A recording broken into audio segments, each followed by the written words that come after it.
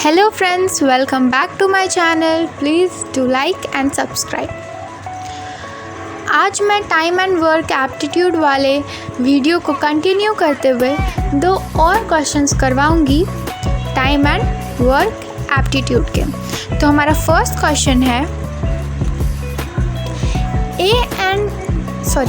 A, B and C can do a piece of work in 20, 30 and 60 days respectively. In how many days can A do the work if he is assisted by B and C on every third day?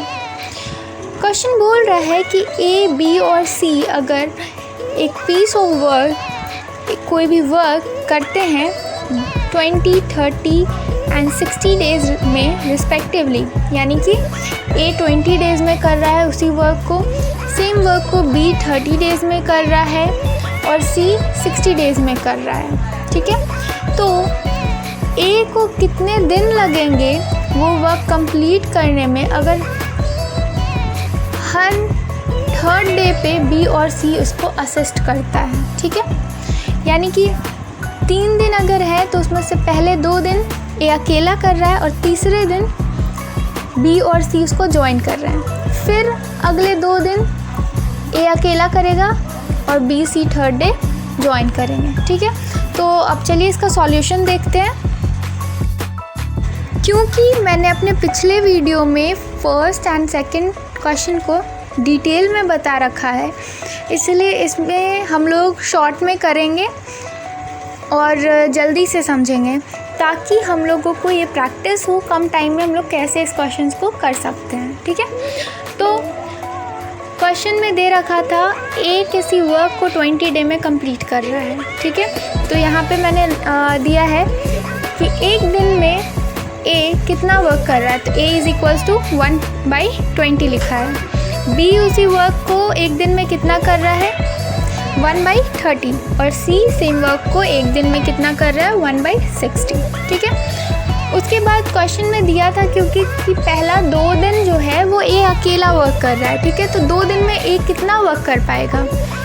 ठीक है, ये हम लोग को देखना है, तो हम लोग करेंगे A in 2 days लिखा है मैंने, और वहाँ पे क्या किया है 1/20 को 2 से मल्टीप्लाई किया है। क्यों? क्योंकि एक दिन में अगर A 1/20 वर्क करता है तो 2 दिन में कितना करेगा 1/10। ओके, अब थर्ड डे पे क्योंकि तीनों कर रहे हैं साथ में, तो तीनों एक दिन में कितना वर्क कर सकते हैं साथ में।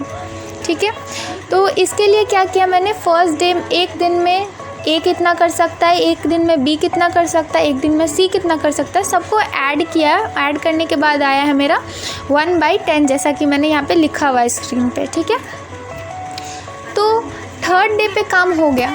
अब हम लोग क्या कैलकुलेट करेंगे कि ये 3 दिन जो पहला हुआ जिसमें 2 दिन A अकेला किया और थर्ड डे में तीनों मिल के कर रहे हैं, तो 3 दिन मिलाकर कितना वर्क हो गया हम लोग का, तो 1/10 प्लस 1/10 दैट इज़ 1/5। ठीक है, तो अब 3 दिन कंप्लीट होने के बाद हम लोग के पास 1/5 वर्क कंप्लीट हो चुका है, तो बचे हुए काम कितने हैं, remaining work 1 - 1/5 that is 4/5।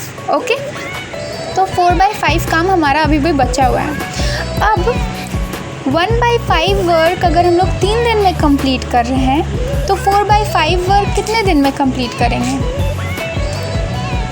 3 × 4 that is 12 days. ठीक है,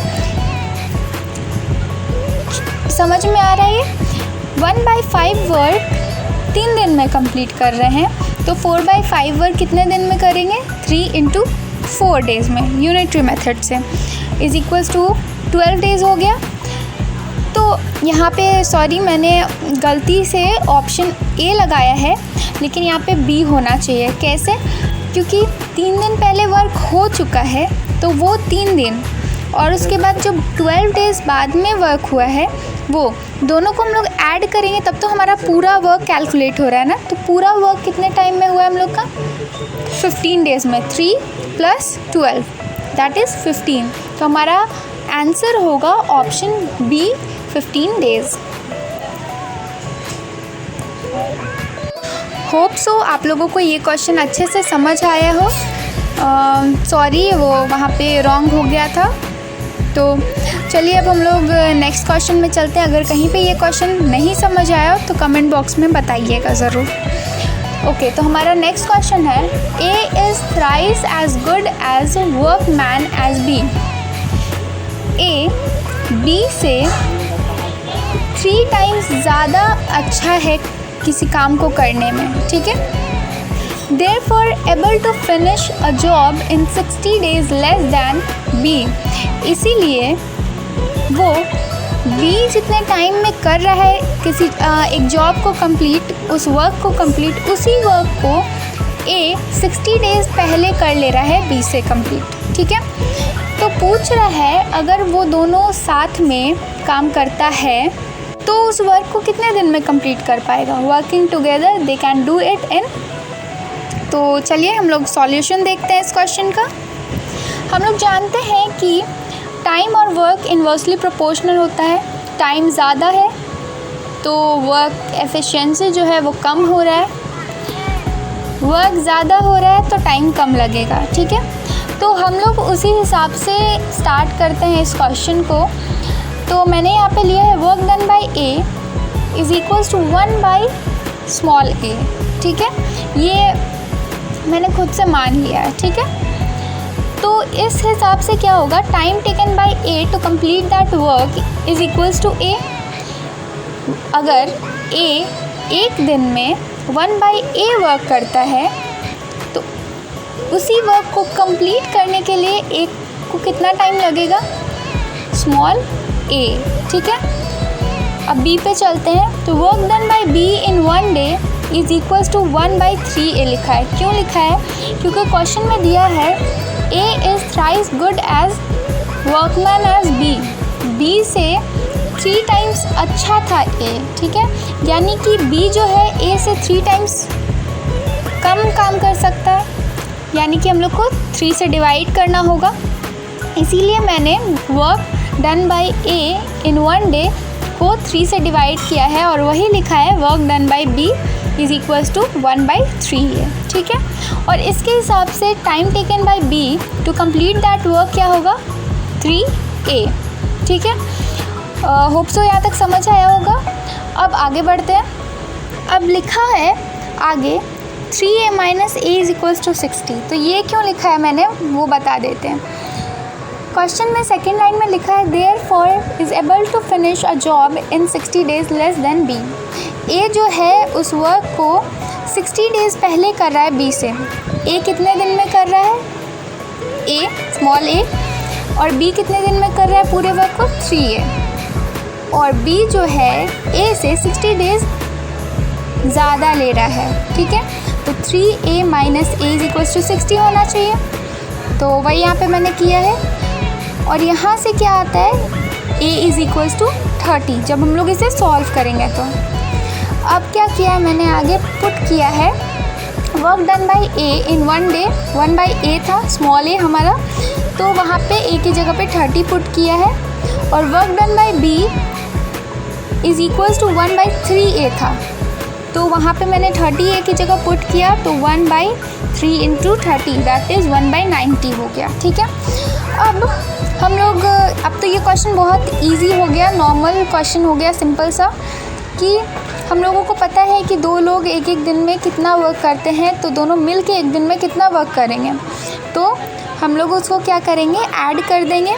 तो 1 बाय 30 जितना ए कर रहा है एक दिन में, प्लस 1 बाय 90 जितना बी कर रहा है एक दिन में, और ऐड करेंगे जब हम लोग, तो वो आ जाएगा 4 बाय 90, ठीक है। और फिर उसको 2 से कट किया तो 2 बाय 45 हम लोग लिख सकते हैं 4 बाय 90 को, ठीक है। अब time taken by A plus B to complete that work. फिर से हम लोग जानते हैं कि वर्क डन और टाइम टेकन जो होता है एक दूसरे का इन्वर्सली प्रोपोर्शनल होता है, ठीक है। तो अगर ए और बी मिलकर किसी वर्क को एक दिन में 2 बाय 45 कर रहा है, तो उस पूरे वर्क को कंप्लीट करने के लिए और ए और बी कितना टाइम लेगा, 45/2, ठीक है। That is 22 1/2. That is option B. So answer is option B. Hope so आप लोगों को समझ आया होगा ये क्वेश्चन. और अगर नहीं समझ आया है, कहीं पे भी कोई प्रॉब्लम है या फिर किसी और तरीके से ज़्यादा इजी हो सकता है, तो प्लीज़ कमेंट बॉक्स में कमेंट करके बताइए. Thank you so much for watching. Please do like and subscribe. Thank you.